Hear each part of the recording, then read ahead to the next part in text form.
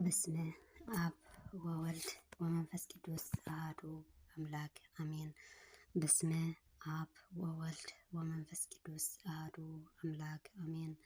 በስመ አብ ወወልድ ወመንፈስ ቅዱስ አሐዱ አምላክ አሜን። ሰላም ሰላም ስትራሉ ለእግዚአብሔር ከመይ ትውዕሉ ከመይ ተምስዩ አንድ አምላክ ይመስገን። ሰላም እየ ባርከስን ለማዓንቲ ሓፃር ታሪክ ሰማዕት ቅዱስ አባ ኖብ ሒዘልኩም መፅእ ኣለኹ ሓቢርኩም ንክትፀንሑ ብትሕትና ይላዎ።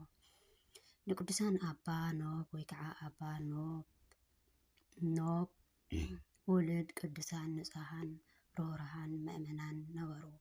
ንወዶም አባ ኖብ ወዲ 12 ዓመት ምስ ኮነ ፈሪሓ እግዚአብሔር እናስተምሃሩ ስለ ዘዕበይዎ ናይ ቅዱሳን መጻሕፍቲ ቃልን ሚስጥርን ክመሃር ዝፈቱ ኮነ።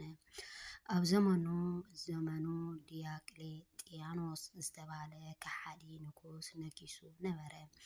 ንሱ ሰማዕትነት ክቅበል ይጽበ ነበረ።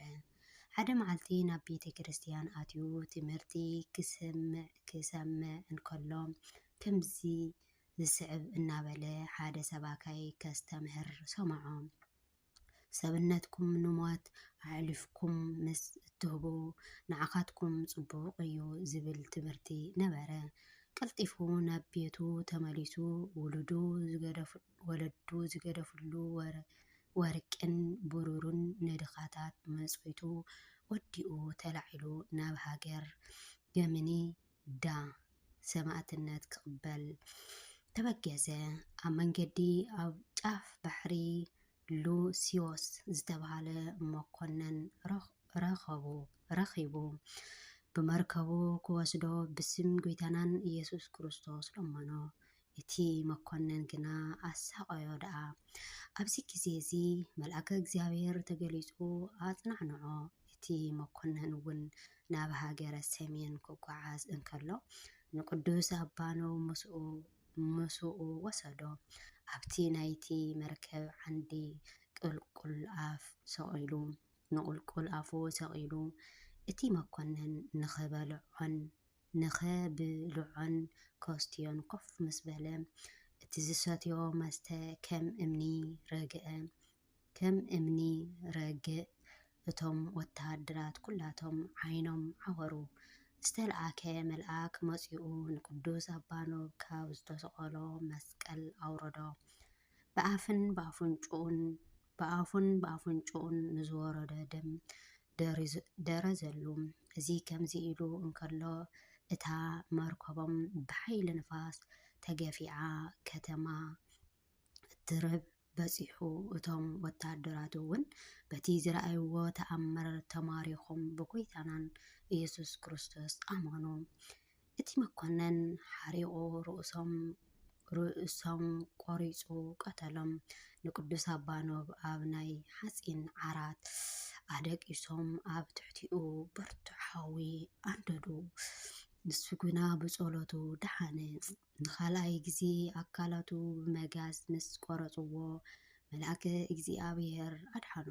ድሕሪኡ ናብ ናይ እስከንደርያ ከተማ ወሲድዎ። ወተሃደራት እውን መማህርትን ኣታመንን ሰደደሉ። ክትንክፍዎ ግና ኣይተኻኣሎምን። ካብኣቶም ኣትማን ሓደ ናብ ርእሲ እቲ መኮነን ስለ ዝተጠምጠመ ንቅዱስ አባ ኖብ ንኸድሕኖ ኣዩ እናበለ ለመኖ። ቅዱስ አባ ኖብ ነቲ ተመን ካብ ክሳዱ ከም ዝወርድ ገበረ።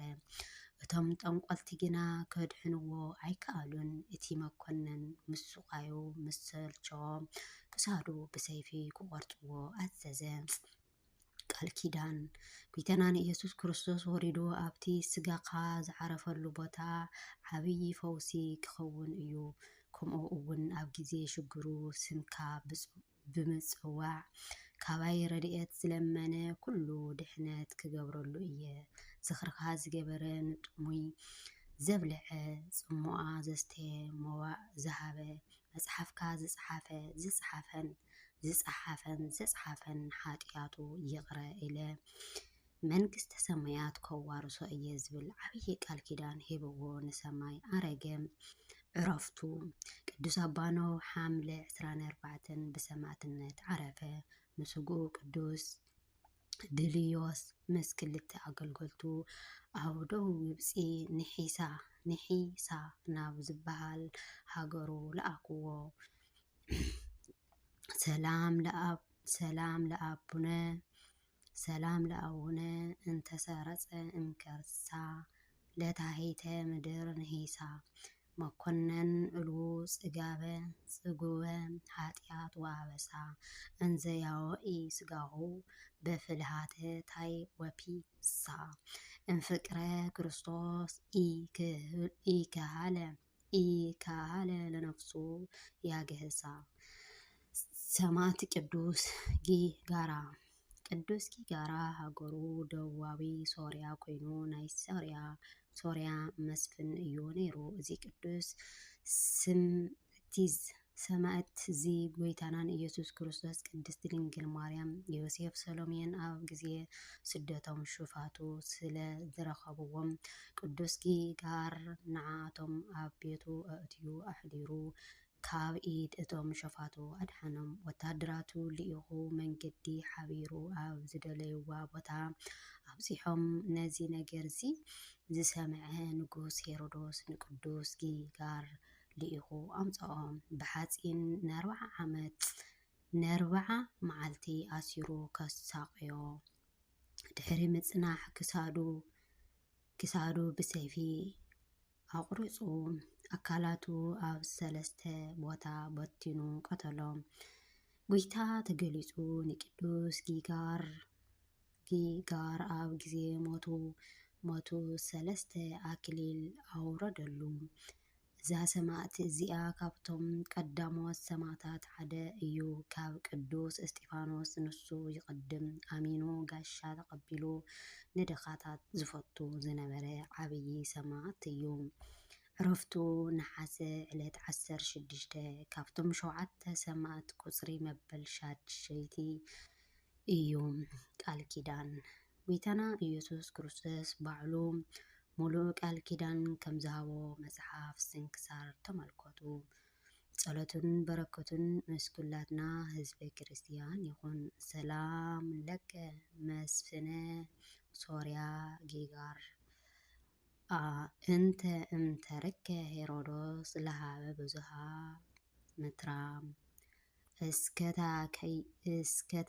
እስከተካይደከ እግዚአብሔር ከመያድህን ብኢሲ ብዕለተ ምንዳቤ ወፃእር ተዝካረ ዚአከ ዘገበረ በምድር አሜን። ወስብሐት ለእግዚአብሔር ወለወላዲቱ ድንግል ወለመስቀሉ ክቡር። ንዘንጠብጠብክዎ ብኣፈ ትጉሃን መላእክቲ የታረመለይ። በረከት ረድኤት ናይ ቅዱሳን ኣቦታትና ኣብ ልዕሊ ኩላትና ይሕደር።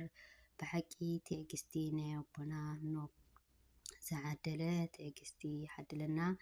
እግዚኣብሔር ኣምላኽና ካብቲ ሕማቅ ችግርን ፀበባን ዘውፅኡ ሰላምን ፍቅሩን ይዓድለና። ተኸተልቲ ናይ ኣቦታትና ንክንከውን ደሞ እግዚኣብሔር ኣምላኽና ፍቃዱ ይኹነና። ስደት ዘለና ስደትና ይሕፅረና።